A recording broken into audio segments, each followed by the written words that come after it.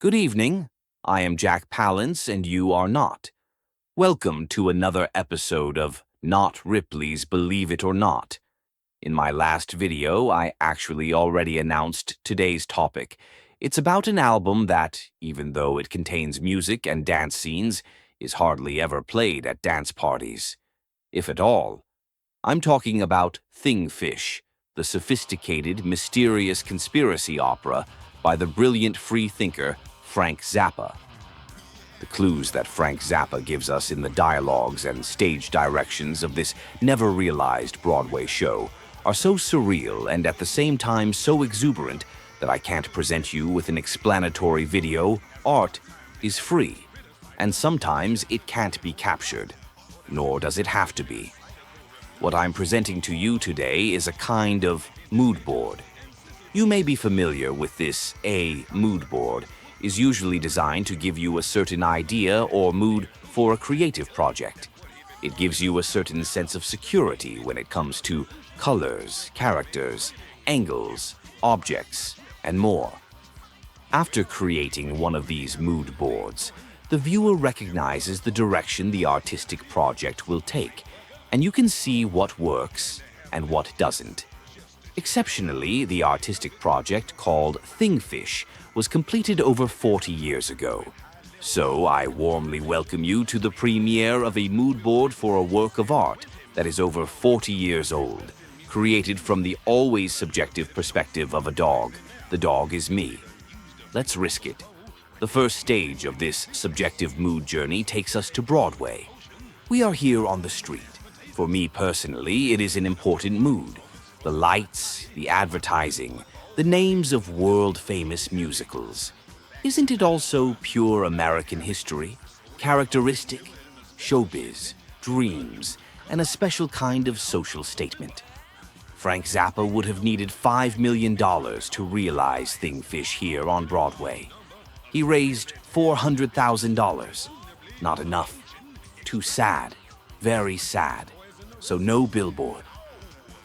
You can also see Fiddler on the Roof and Dreamgirls in the mood picture here. There are several reasons why Fiddler on the Roof appears here, which put me in the right mood for Frank Zappa's work. On a very superficial level, it's about Theodore Bikel, who played Tevye on Broadway and helped make Fiddler on the Roof the longest-running musical on Broadway, and also because he naturally serves burgers in exchange for a signature in blood as Rance Muhammad's, the devil, in 200 Motels.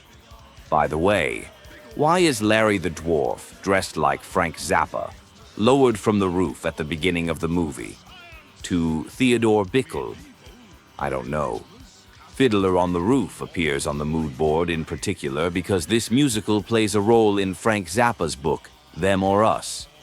To be honest, when I first read this book, I put it aside and asked myself, what just happened? Now, years later, with all the new information that you seek and find, or that simply falls into your lap, I'm reading the book again and find it simply absurdly funny and very intelligent, downright breathtaking. In any case, in Them or Us, the book, Francesco Zappa, the Italian composer, meets Schempp in the year 1770. Schempp is a Yiddish gypsy alchemist, and Francesco meets him in a wagon, like one of the wagons that can be seen on the inside cover of Chunga's Revenge. Schempp offers to sell Francesco something to eat, but Francesco Zappa refuses because what he wants to eat has not yet been invented in 1770. Schempp refuses to accept this because he can offer anything. When the Italian composer orders a cheeseburger without onions and a strawberry shake, the bewildered Schempp replies, "You speak of strange things. Everyone I know eats onions. Very puzzling, this creature of which you speak." Maybe you imagine Schempp a little like Don Preston in the fantastic illustration for the Uncle Meat video by the wonderful Calvin Schenkel, but with another face. Schempp looks into his steaming cauldron, mutters a few Kabbalistic formulas, and sees himself in a green uniform. He sees that the burger Francesco Zappa wants is in the steaming briefcase he has, and that he is about to talk two guys in multicolored shirts into buying it. Okay, now imagine Calvin Schenkel's drawing on the Uncle Meat video cover with Theodore Bickel's face. Then take a picture of Theodore Bickel dressed as Tevye and have him dance around the fire on the inside cover of Chunga's Revenge. Never mind, back to the book Them or Us. Francesco Zappa, the obscure Italian composer whom no one knows exactly when he was born or when he disappeared from the face of the earth, only that he was real, knows everything about nonlinear time. For example, he knows that the two guys are Flo and Eddie, that the burger in Shemp's steaming briefcase is the wrong object, that it's a mystery burger and not a cheeseburger, and that Ringo's chauffeur ends up eating the burger without Shemp paying for it. Francesco was there before it happened. After 200 years, he recorded his first digital album under the name Frank Zappa, titled after his full name for Francesco. Non-linear time is the clock and calendar of all arts, including the black arts, and everything happens all the time. Shemp says that this sounds familiar to him, and that he has even experimented with it a little, based on records of Yiddish alchemy in its healthy form. Our obscure Italian composer knows this too, because he was already there before this branch came into being. This part of alchemy was tailor-made, and Shemp is a retailer. So Francesco Zappa travels through time with Shemp to 1984, straight to Broadway, and he promises Shemp 2 tickets to a performance of Fiddler on the Roof. Once there, Shemp is pretty angry because Fiddler on the Roof isn't playing at all. Francesco Zappa can only explain this by the fact that the government declared 1983, the year before, the year of the Bible.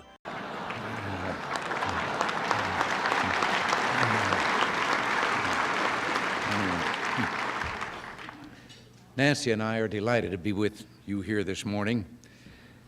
You know, on the way over, I remembered something that happened a long time ago when teachers could talk about things like religion in the classroom. And a very lovely teacher was talking to her class of young boys, and she asked, "How many of you would like to go to heaven?" And all the hands instantly shot into the air at once, except one. And she was astounded, and she said, "Charlie, you mean you don't want to go to heaven?" He said, "Sure, I want to go to heaven, but not with that bunch."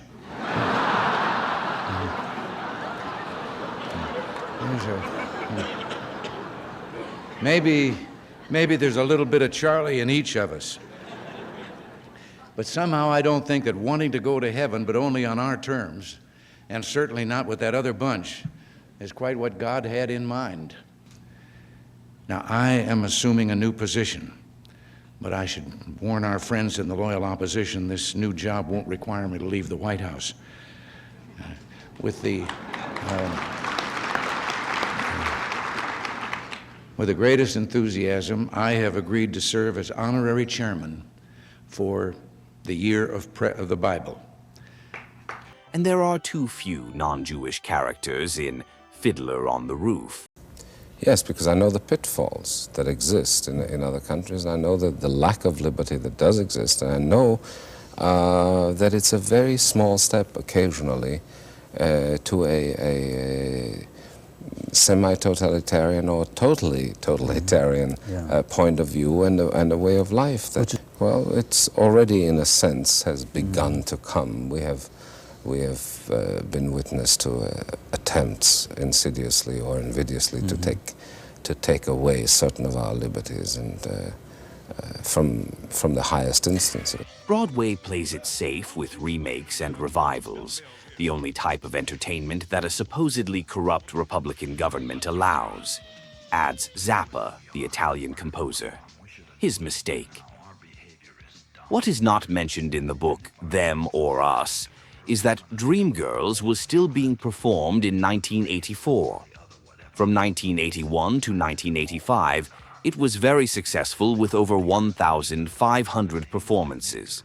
And that brings us to Rhonda, from Frank Zappa's Thing Fish musical. For the mood board, I am now putting together a Rhonda that I think can enrich the mood for Rhonda. Later, when Rhonda and Harry enter a Broadway theater where, incredibly, Frank Zappa's Thingfish is actually being performed, Rhonda notices the following shortly after the introduction of the Mammy Nuns and says, "Harry, this is not Dream Girls." To which Harry replies, "They told me it had colored folk in it, Rhonda, and that's always a sure sign of good, solid, musical entertainment. How was I supposed to know they'd be this ugly?" We Zappa fans only know what Rhonda looks like from the April 1984 issue of Hustler magazine, Mostly Naked. For the mood board, we put on something that was trendy in the winter of 1984, if you wanted to stroll down Broadway. So what we know is that Rhonda knows Broadway and also Dreamgirls so well that she immediately recognizes when something is not Dreamgirls. We also know that Rhonda has an almost intimate relationship with her briefcase and fountain pen. I'm just going to make the claim that Rhonda is a cultured American woman who likes musicals in which poor African American women manage to succeed in a world dominated by white men through courage and skill, and give these men the middle finger, so to speak. And she is also supposed to be a domineering housewife with a horrible, high-pitched voice. That's what Annie Ample, the model who played Rhonda in the Hustler magazine, wrote in her book, Bare Facts, My Life as a Stripper. Rhonda also loves Peter Pan, flying fairy tale characters on strings, and she seems to love her hobby, or side job, her briefcase full of blueprints, Warner Brothers files, documents, a fountain pen, all with her name on them. So it's safe to say she has a hobby or side job that involves dealing with lawyers, the entertainment branch, and maybe even political stuff. In Drop Dead on Thingfish, she reveals a lot about herself, including that she and her fellow women can reproduce. That's pretty heavy and also scary, really uninhibited. But on the other hand, you can understand it, because the other gentlemen present were Thingfish, the evil prince, and Harry as a boy, all three of whom probably prefer artificial Rhonda to the real Rhonda. And artificial Rhonda is actually Miss Pinky from the album Zoot Allures. Frank Zappa's Rhonda is a very complex character. It's difficult to create a mood board for Rhonda's character, but a mood board is like brainstorming. You give free rein to every idea and record it, even if the idea later turns out to be unsuitable. Besides, I already mentioned that this mood board is quite subjective, from my point of view. On top of that, I'm a dog. Back to our multiple personality Rhonda, a female character from Frank Zappa's conspiracy opera about a biological weapon, so to speak. I now offer you a few famous women who couldn't be more different.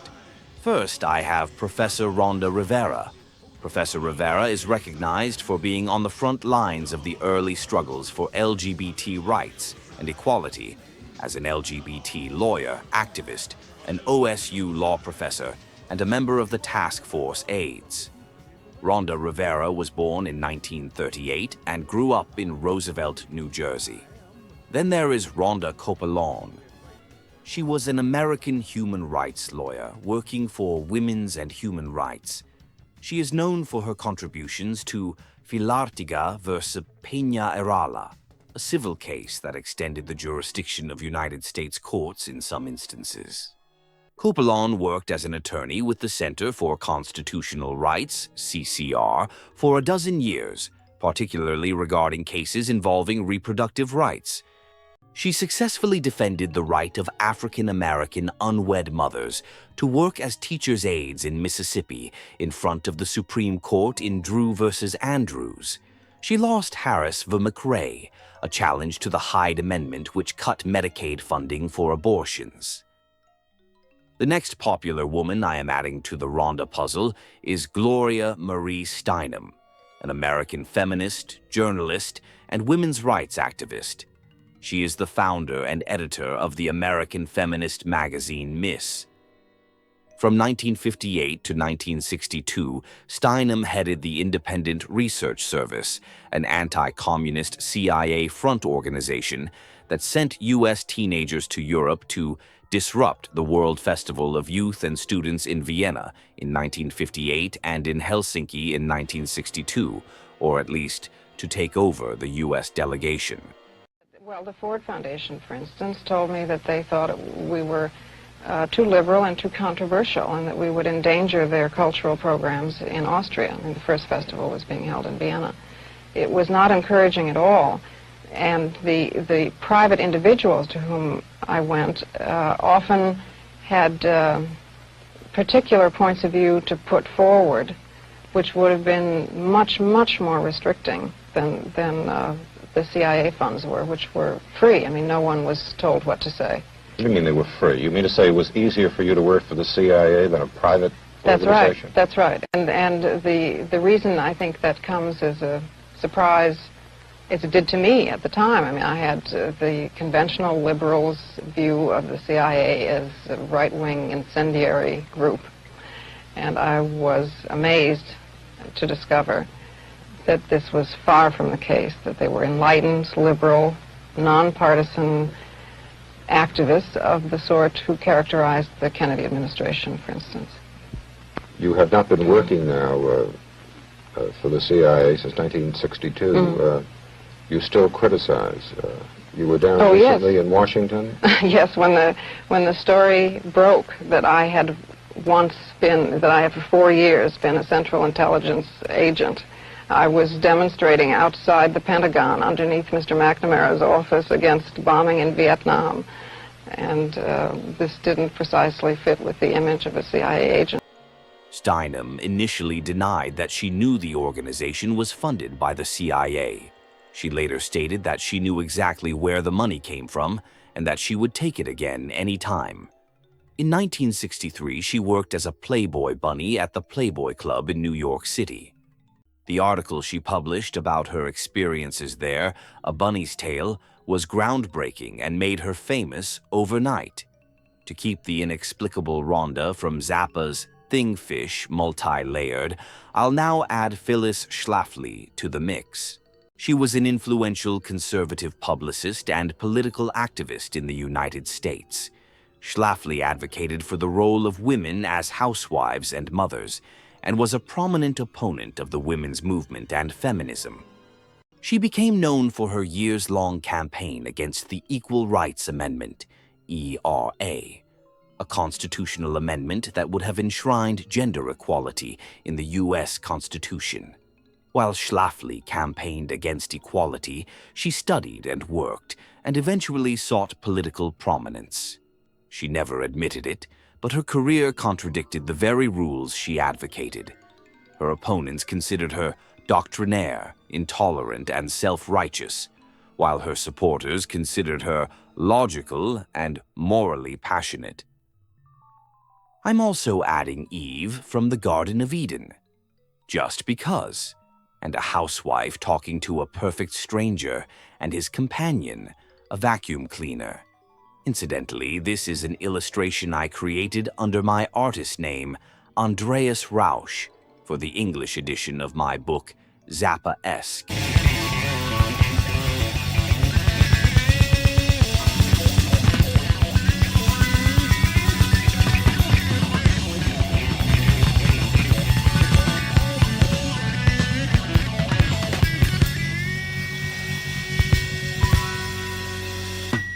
These 6 women are very different from our Rhonda, but together, in my opinion, they can give us a certain idea of the fantasy character.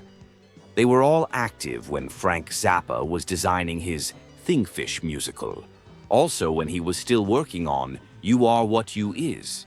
Well, not really Ava and the housewife from the composition The Perfect Stranger. Now I'll add this portrait of Zappa without comment, and my subjective mood board for Rhonda's character is complete. Let's move on to Harry. For Harry, there are only 4 characters who particularly stood out to me in the early 1980s in relation to the story of Thingfish. First, there is Harry Britt. He He was an American politician and gay rights activist. He began his career as a Methodist minister in Chicago and was married to a woman. Although they had divorced by 1968, Britt said that he still did not realize that he was gay at the time. And you yourself are gay, is that correct? Of course. I've been gay all my life, as Harvey was, and everything I do is a gay act, but I'm a supervisor for District 5, and very little of what we do on the board has a gay angle to it. And all of my time goes into being a good supervisor for the people of the city, and very little into gay issues. Did your gayness at all conflict with your being a Methodist minister? Of course. The Methodist Church that I was a part of could not accept my sexuality. They didn't know about it, of course. I was not practicing gay sex at the time. I was married to a very wonderful woman. I did not come out until several years after I left the church. My being on the board has done a lot of good for the church. The people that knew me have suddenly had to deal with the reality, and I think it's important that the church do that. He first became involved in politics in Chicago during the Civil Rights Movement. Britt was first appointed to the San Francisco Board of Supervisors in January 1979 by Mayor Dianne Feinstein. He also served as president of the San Francisco Gay Democratic Club. Britt was elected and re-elected to the board in 1979, 1980, 1984, and 1988. And then there's Bobby Campbell, Robert Boyle, Bobby Campbell Jr. One was a public health nurse and an early United States AIDS activist. In September 1981, Campbell became the 16th person in San Francisco to be diagnosed with Kaposi's sarcoma, when that was a proxy for an AIDS diagnosis. Campbell agreed to write a column to demystify the AIDS story. In his first article on December 10, 1981, he proclaimed himself to be the KS poster boy, later AIDS poster boy, becoming the first person in the U.S. to publicly disclose that he was suffering from gay cancer, writing, "The purpose of the poster boy is to raise interest and money in a particular cause, and I do have aspirations of doing that regarding gay cancer. I'm writing because I have a determination to live. You do too, don't you?" Then there is Harry Lesseber, a character from Kurt Vonnegut's 1973 book, Breakfast of Champions. Lesseber, which can be translated as the Saber, is an employee of Dwayne Hoover, the family name like the famous vacuum cleaner brand. Hoover gradually becomes insane as the book progresses. He terrifies his employee at the Pontiac dealership, Harry Lesseber, by criticizing his clothes. Lesseber is afraid Hoover has discovered that he is a closeted transvestite. I'm also adding Adam from the Garden of Eden, just because. That's all I have for my subjective mood board. To extend the mood of our Thingfish Harry a little further, finally I'm adding these two photos with Frank Zappa, without revealing why, or maybe a clue for you. The two photos are from Frank Zappa's You Are What You Is music video. The so-called and unreleased Thingfish Premix album contains 6 additional songs that Zappa took from his You Are What You Is album and rearranged for Thingfish, but were later rejected. I think this is significant in the context of the released Thingfish box set. Enough clues. And don't forget, my mood board is my personal view of, let's say, Zappa's underappreciated socio-religious political masterpiece of truth-seeking fantasy. My mood images for this album are inspiring at best, if at all. I'm just a sensitive dog. Period. Let's move on. Now I'm going to dress our Harry in some 1984 winter clothes and send him to Broadway with Rhonda. He has 2 tickets in his pocket and thinks they're for something that will be similar to Dreamgirls. As Harry and Rhonda stroll down Broadway toward the theater, we notice another famous musical poster in the mood board for Broadway neon signs. Al Jolson's The Jazz Singer. The Jazz Singer is a 1927 American part-talkie musical drama film directed by Alan Crosland and produced by Warner Brothers. It is the first feature-length motion picture with both synchronized recorded music and lip-synchronous singing and speech in several isolated sequences. The film depicts the fictional story of Jackie Rabinowitz, a young man who defies the traditions of his devout Jewish family. After singing popular tunes in a beer garden, he is punished by his father, a Hazan cantor, prompting Jackie to run away from home. Some years later, now calling himself Jack Robin, he has become a talented jazz singer, performing in blackface. Honestly, the lips of the otherwise black-painted face could be seen as duck lips, couldn't they? Never mind. It's also a very American piece of culture. We are now in the theater. The stage decoration has a Christmas feel to it. No wonder, because it's Christmas in New Jersey. The stage props can also be moved. With a slight turn, we could already get into the backdrop of Them or Us, the book. But we don't. First, I would like to create a mood board for Thingfish's prologue. At the beginning, Thingfish tells us about a theatrical criticizer, actually the evil prince, who is working on a plan for systematic extermination in a secret laboratory. This secret laboratory is located somewhere in the Virginia area, Thingfish tells us. There may be several reasons why Frank Zappa chose Virginia for the secret laboratory. Perhaps the first reason is that no state adopted eugenics, the science of human hereditary improvement, as fully as Virginia. An article by the Corcoran Department of History and the University of Virginia, titled Segregation's Science, The American Eugenics Movement and Virginia, 1900 to 1980, combines social, intellectual, and cultural history in analyzing Virginia's eugenics movement. Another reason could be that slavery in Virginia began with the capture and enslavement of Native Americans during the early days of the English colony of Virginia and through the late 18th century. Africans were first brought to colonial Virginia in 1619, when 20 Africans from present-day Angola arrived in Virginia aboard the ship, the White Lion. But that's just my guess. For this so-called top-secret laboratory part, I also have an article here titled CIA and AIDS from Time magazine, which says, since the Centers for Disease Control and Prevention first reported the HIV/AIDS epidemic in 1981, rumors have persisted that the deadly virus was created by the CIA to wipe out homosexuals and African Americans. South African President Thabo Mbeki once touted the theory, disputing scientific claims that the virus originated in Africa and accusing the U.S. government of manufacturing the disease in military labs. When she won the Nobel Peace Prize, Kenyan ecologist Wangari Maathai used the international spotlight to support that theory as well. Others insist that the government deliberately injected gay men with the virus during 1978 hepatitis B experiments in New York, San Francisco, and Los Angeles. Still others point to Richard Nixon, who merged the U.S. Army's Biowarfare Department with the National Cancer Institute in 1971.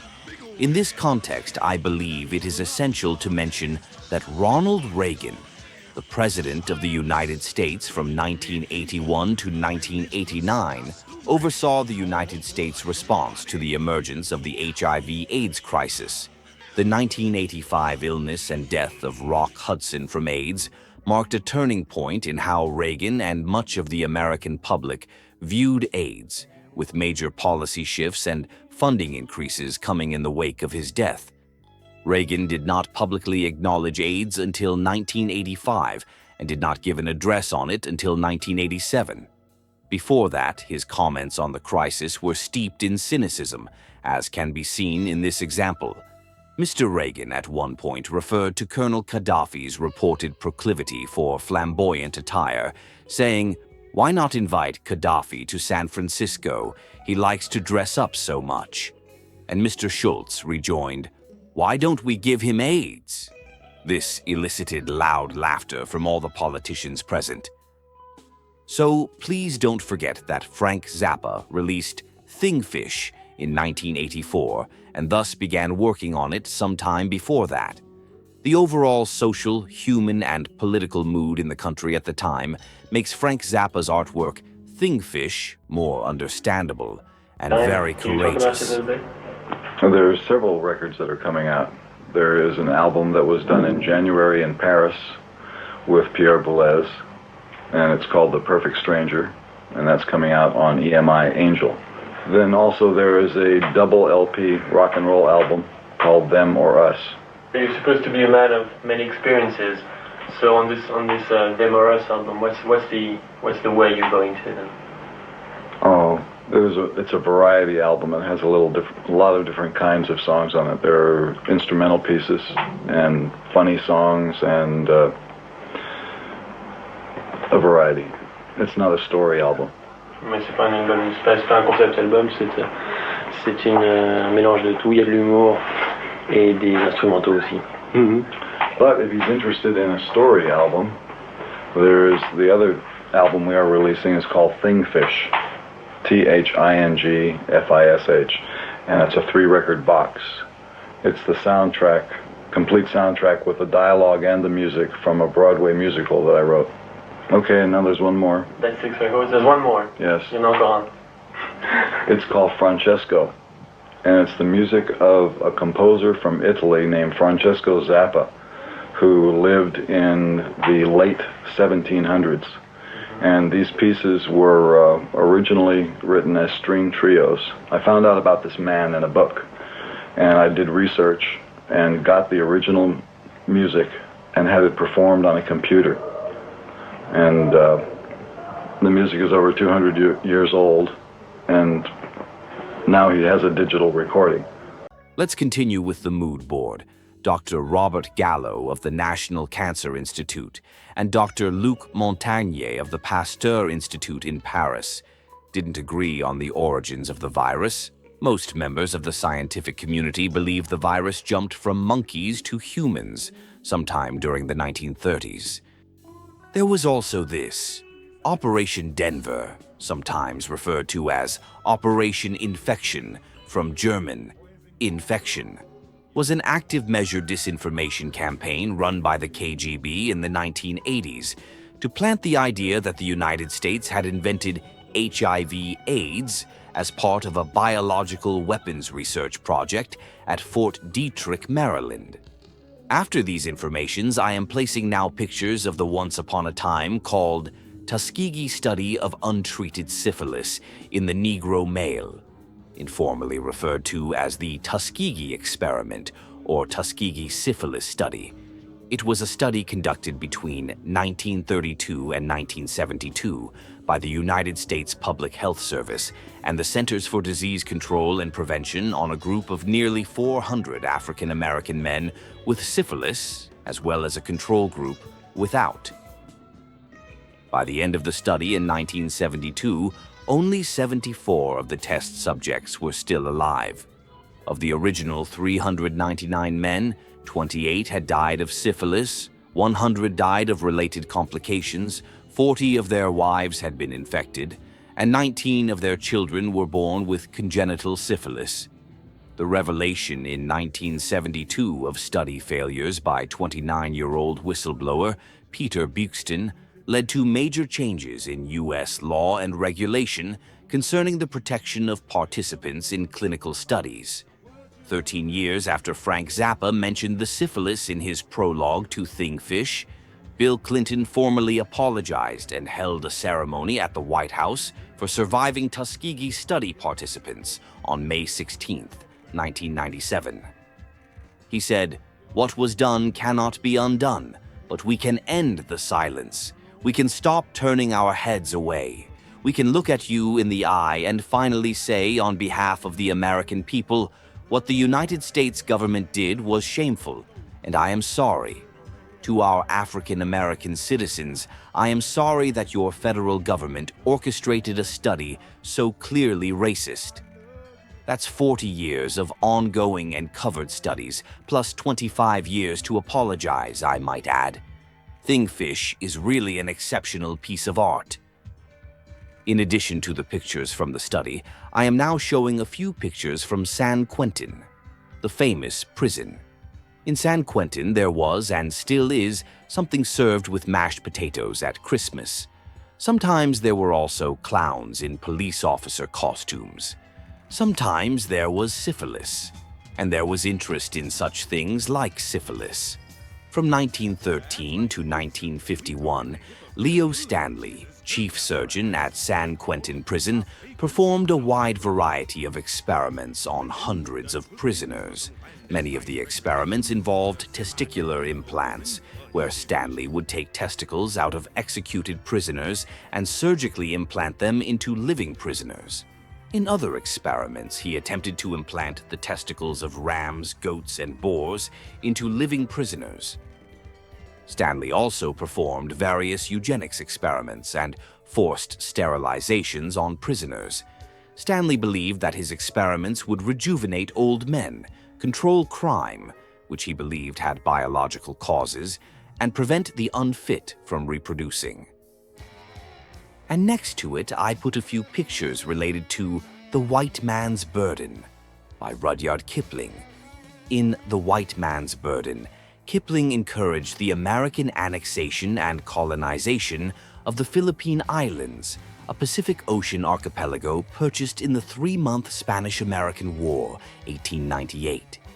As an imperialist poet, Kipling exhorts the American reader and listener to take up the enterprise of empire, yet warns about the personal costs faced, endured, and paid in building an empire. Nonetheless, American imperialists understood the phrase, "the white man's burden," to justify imperial conquest as a civilizing mission that is ideologically related to the continental expansion philosophy of manifest destiny of the early 19th century. With a central motif of the poem being the superiority of white men, it has long been criticized as a racist poem. This may shed some light on Thingfish's statement, "might speed a final salutium to the white man's boyden." If yo acquire my drift, well, he was sure he had a good thing going. But there was always the possibility that something might fuck up. And now I'm adding another picture of Dr. Robert Gallo, whom you may remember as the scientist and physician who discovered that the virus jumped from monkeys to humans sometime during the 1930s. He also wrote for Science magazine. This issue, dated May 20th, 1983, featured 4 articles on the subject of AIDS. One of them was written by a research group at the Pasteur Institute in Paris. In it, they describe a retrovirus that was taken from a swollen lymph node of a patient. Photos of the virus can be taken using an electron microscope. Its name, Human Immunodeficiency Virus, HIV. In 2008, virologists Luc Montagnier and Françoise Barré-Sinoussi from the Pasteur Institute were awarded the Nobel Prize in Medicine for its discovery. This was preceded by a decades-long dispute with U.S. virologist Robert Gallo, who published one of the 4 articles in the same issue of Science in 1983 and claimed credit for the discovery of the AIDS pathogen. Dr. Gallo has written many articles for Science, and he has developed tinctures. Is there a connection to the fantasy title Galut Kolog Nuh on Thingfish? No clue. I'm just a dog reciting a stupid handwritten script with the help of an AI voice. Now let's move on to the Mammy Nuns. I already mentioned Al Jolson with his duck-like mouth. Here he is again with his smash hit, Mammy.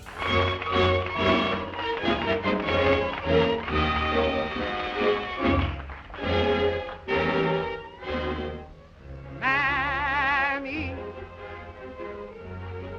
Mammy, the sun shines east, the sun shines west, but I know where the sun shines best. Mammy, Mammy, my heart screams tangled around. Well, bear me. I'm a-coming. Sorry, I made you wait. I'm coming. I hope and trust I'm not late. It is also important to me to include the Sisters of Perpetual Indulgence, SPI, also called Order of Perpetual Indulgence, OPI, is a charitable protest and street performance movement that uses drag and religious imagery to satirize issues of sex, gender, and morality, particularly Christian perspectives on these topics, and fundraise for charity. In 1979, a small group of gay men in San Francisco began wearing the attire of Catholic nuns in visible situations using camp to promote various social and political causes in the Castro district. They look like this.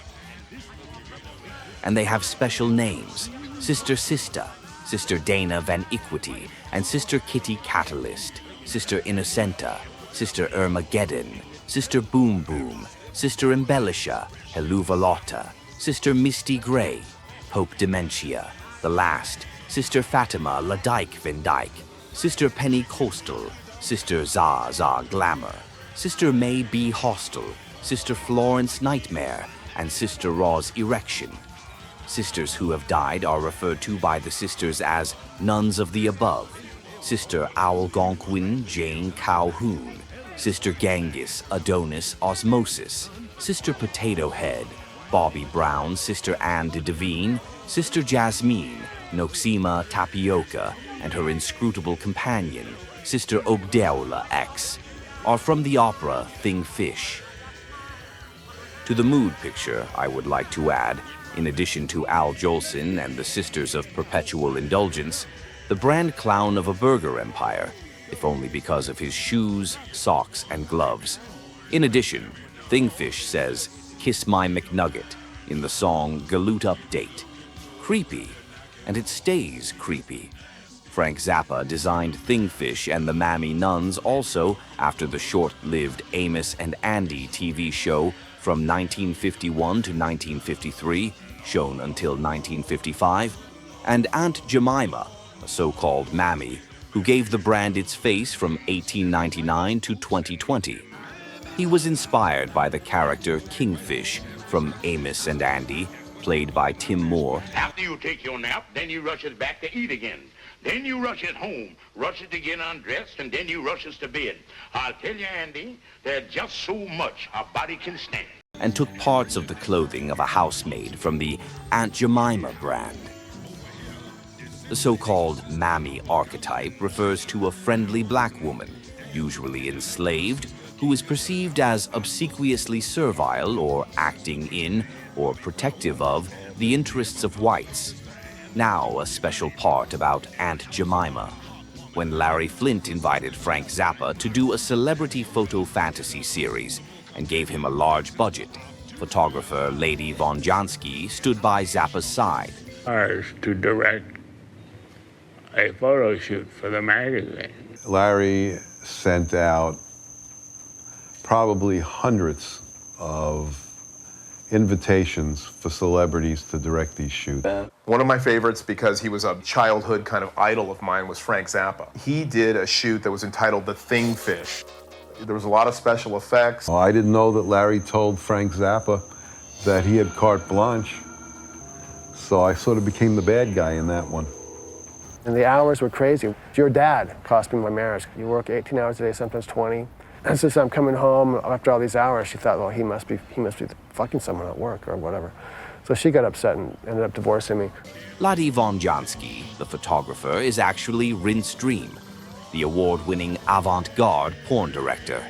And Von Jansky and Rince Dream are in reality Steven Sayadian, the all-round artist who created poster designs for Hollywood films, as well as record covers and music videos for well-known bands. When some of his surreal porn works were re-released, the booklet stated that his films followed Frank Zappa's Freak Out manifesto. Sayadian also said that he filmed the first interracial porn movies. His films were a statement against racism, Sayadian said. In my opinion, production work on the Hustler Thingfish photo story began as early as 1983. After all, the special magazine was published in April 1984, and the preparation of the masks, the stage, the casting, and so on was very well planned, at least creatively. Financially, not so much. I mention this because I am very convinced that Steven Sayadian, aka Rinse Dream, aka Lady Von Jansky, shot and published a very interesting photo series in 1984. It was called My Red and White Acrylic Dream, and it seems to me to be very influenced by Frank Zappa's Thingfish and his social statements in general. The series plays with icons of the fast food industry, Aunt Jemima, burgers wrapped in barbed wire, Lipton tea bag guys, and stage fragments that could be from Zappa's 200 Motels concentration camp. The series was published in Hustler magazine in July 1984. You could listen to a Wall of Voodoo record while looking at it.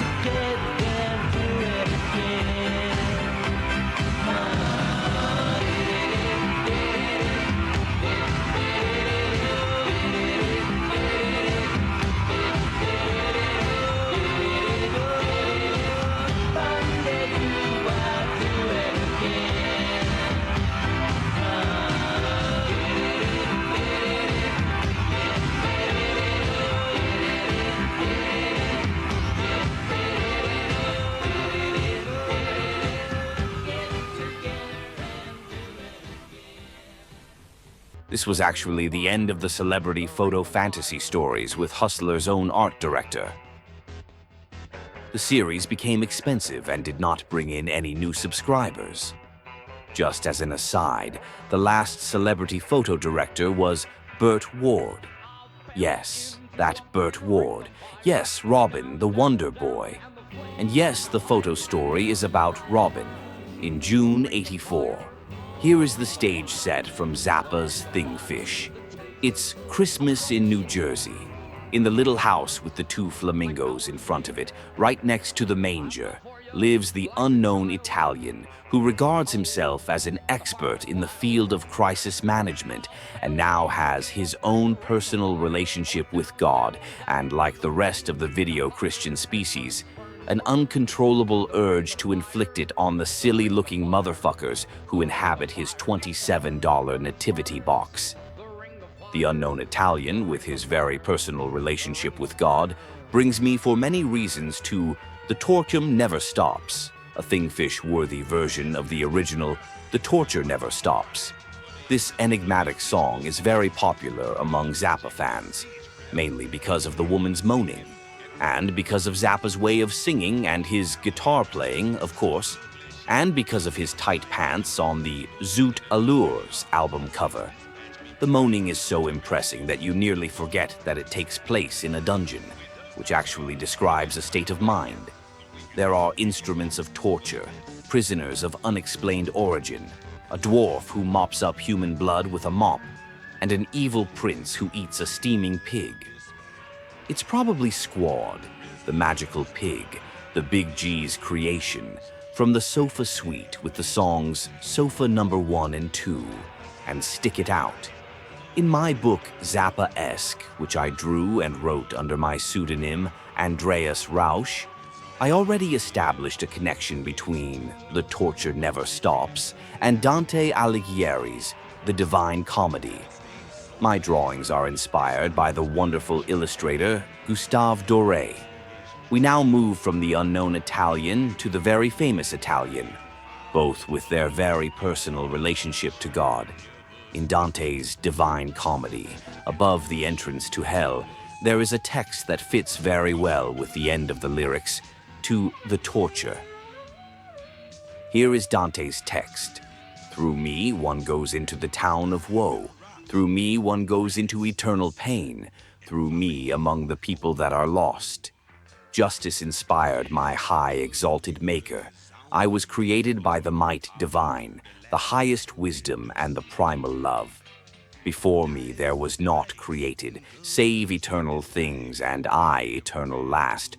All hope abandon, ye that enter here. And here is Zappa's text. Who are all those people that he's locked away up there? Are they crazy? Are they sainted? Are they zeros someone painted? It has never been explained since at first it was created. But a dungeon like a sin requires naught but locking in of everything that's ever been. Look at her. Look at him. That's what's the deal we're dealing in. I think that's great and essential. For me, both texts are very similar. They describe a place as hell or a dungeon. There are lost souls and the question of whether they are madmen, saints, or simply zeros that someone wrote down. According to Dante, this place was created by the might divine, but according to Zappa, it was never explained why. The wisdom mentioned by Dante can be attributed to the might divine. Primal love is more difficult. Creating hell or a dungeon out of love. Well, thank you. Torture just because you can. Isn't it more likely that primal love refers to Adam and Eve? The first couple in love who stupidly ate the forbidden apple of wisdom? Hello? Look at her. Look at him. That's the trade by which every action is judged, at least in certain popular religions. You may remember that earlier I included the 2 apple thieves in the mood board for Rhonda and Harry. And Rhonda desperately squeezes her breasts into poor Harry's face, but he suddenly turns out to be gay. And don't forget, Thingfish is about a possibly artificially created virus that some strange representatives of humanity have called God's punishment for African Americans, homosexuals, Hispanics, and drug lovers. I would have loved to hear Frank Zappa's adaptation of The Divine Comedy. Dante is critical and was also banished from his hometown because of his free spirit and his writings, with the threat of the death penalty if he returned. On his journey through hell to paradise, he encounters politicians, celebrities, and saints. Zappa and Dante are concerned with sin, which must be overcome in order to be free. For Zappa, it is specifically about original sin, also called hereditary sin, a term from Christian theology for the state of Adam and Eve's fall from grace, and the nonsense behind this perpetual and lucrative threat, in case anyone wants to base a television show on it. According to the Bible, this symbolic fall from grace led to all humans since then being born in a state of sin and misfortune, and sharing in the original disobedience of their first parents. Original sin is explained by the actions of Adam and Eve, who ate a forbidden fruit against God's command and were therefore expelled from paradise. Frank Zappa considers this dangerous propaganda. So, eat the apple.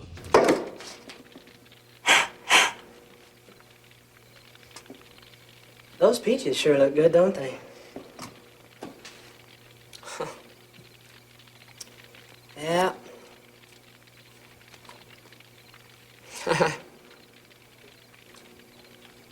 Say, tell me, how many men have been up to the castle before? I see. Well, it's really quite a few, isn't it? Just a quick note. If it seems a bit far-fetched to you that I'm bringing Dante Alighieri's Inferno into play with the song The Torture Never Stops, which features a woman moaning intensely, then just imagine the entrance to hell as the entrance to the fake cave that Drachma, Queen of Greed, and Hunchentut, the Spider of Destiny, enter. In short, made of papier-mâché with stuff and sex magazines and such. And Drachma is quite hot for Hunchentut, the Spider of Destiny with his 4 pairs of sunglasses, and wants to destroy planet Earth after some action on the maroon sofa. I am Jack Palance, and you are not. And we will now continue with Not Ripley's Believe It or Not. A completely different kind of fruit of knowledge is also alluded to in the song The White Boy Troubles. When Thingfish says, "During the intermissium, few de sisters seen her tendin a consciousness raisin meetin' over at de Hiltum. Tha's right. Bitch passed up de mashed potatoes and took off with de high school cafeteria butch." Thingfish is most likely referring to the book Man's Higher Consciousness by Hilton Hotema. In Man's Higher Consciousness, Hilton Hotema wrote that man was designed to live 80,000 to 100,000 years before his teeth and alimentary canal were subject to degeneration, and Hilton Hotema is documented in the book The Struggle Between Religion and Science by Marshall J. Govan. And Marshall Jerome Govan, best known as Marshall J. Govan, was a Canadian atheist author and speaker in the free thought movement. But that's really just a side note. Please also watch my video on One Size Fits All for more on the topic of church, state, and porn audio tapes. Police officers also appear in that video. Kind of those police officers as they appear in Adam 12, a television series about police work in Los Angeles. With lots of blue lights, not like in the song Galoot Update, which is a version of the song Blue Light by Tinseltown Rebellion. For me, it's a song about the blue light that a TV gives off in a dark room, with news like Dr. Gallo had to offer, for example, the History Channel, and commercial breaks without warning. All that slime. In between, Jack Palance as the host for unusual events. But I'm just a dog. What do I know? What I do know is that Thingfish is based on opera and gospel music in Broadway production style, worked out the typical Zappa way. In Peter Occhiogrosso's book, Once a Catholic, Frank Zappa said in an interview, "The other music that I really like is black church music, gospel. I used to have those albums along with the rhythm and blues albums, the Mighty Clouds of Joy, the original Staple Singers stuff, the Five Blind Boys. Great stuff. You totally can hear this in the piece, Brown Moses.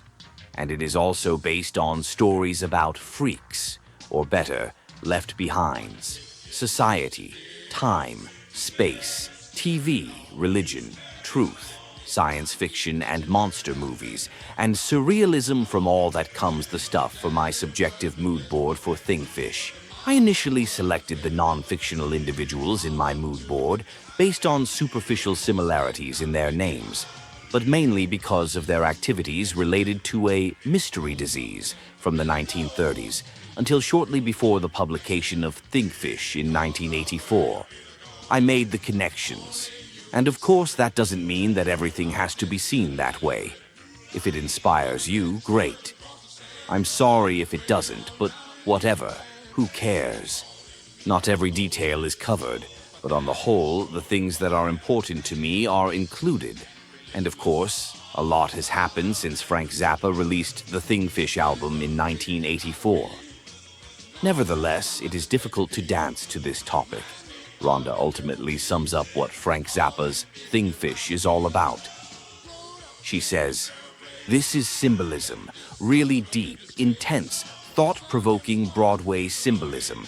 This isn't Dream Girls. This is the way it really is." And about conspiracy theories out there, here's a word from Frank Zappa himself. Well, these are very serious allegations, Frank. I mean, what actually makes you believe this? Do you have hard and fast evidence that this is the case, or is it just something that you theorized? No, this is just the opinion of an aging buffoon. You know, just think nothing of it.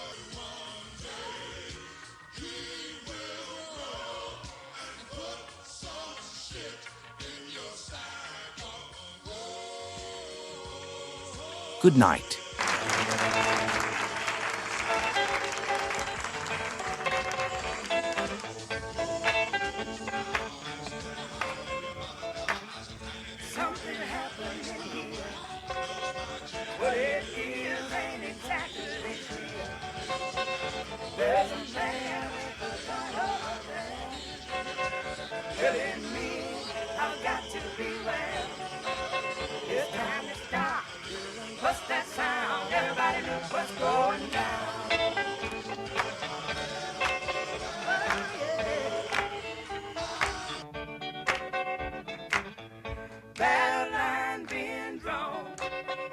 Nobody's right if everybody's wrong. Young people speaking their mind, getting so much resistance from behind. It's time to stop. Brother, what's that sound? Everybody look what's going down.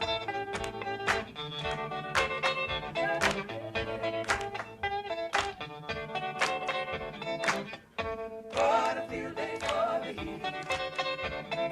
1,000 people in the street, singing songs and carrying signs, mostly saying hooray for our side. It's time to stop. Children, what's that sound? Everybody look what's going down. Oh yeah. Paranoid strikes deep. Into your life it will creep. It starts when you're always afraid. Step out of line, the man comes and takes you away. It's time to stop. Children, what's that sound? Everybody look what's going down. Children, what's that sound? Everybody look what's going down. Children, what's that sound? Everybody look what's going down.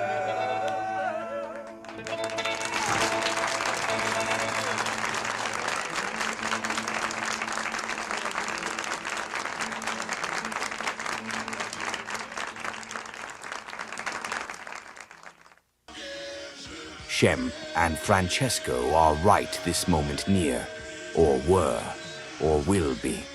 They are posed against an obviously fraudulent scenic drop, showing marquee after marquee of safe investment rerun productions. Suddenly, it is torn apart, revealing through a cheap puff of smoke a curiously proportioned, obviously imaginary theater with its marquee advertising Thing Fish, a musical written by Frank Zappa. Shemp cringes. Francesco looks it up in his book. What? How can this be? A theatrical work by an Italian composer, even more obscure than myself. He's not even in the dictionary, the lucky bastard! Obviously, one of the Sicilians. Shemp! We are indeed fortunate. He is a Zappa! He will probably have lots of nice, happy little dagger-sounding string trios all over the place! I can't stand happy little Dago. Sounding string trios. I like only clarinets, tambourines, accordions, and quilt. Francesco is studying the poster. This person has a head like a potato, lips like a duck, and is dressed in some perverse form of medieval religious costumery. There is nothing cheerful about it. It is actually very ugly. It is obvious that these Sicilians take a different approach to things. Shemp, we must see this potato creature! I'm rubbing it. I'm going back. I'm changing my name. I'm going to become a Christian. I'm going to become a Republican. Onions. Onions are better. Always better. He walks away, rubbing the pot, leaving Francesco alone in front of the theater. Big deal. Motherfanku an onion! What do you know about excitement? Exactly nothing. A robot Frank Zappa, as imagined by the editor of a famous rock and roll magazine, emerges from the Thingfish Theater and rolls over to Francesco. I am pleased you were so punctual, Francesco.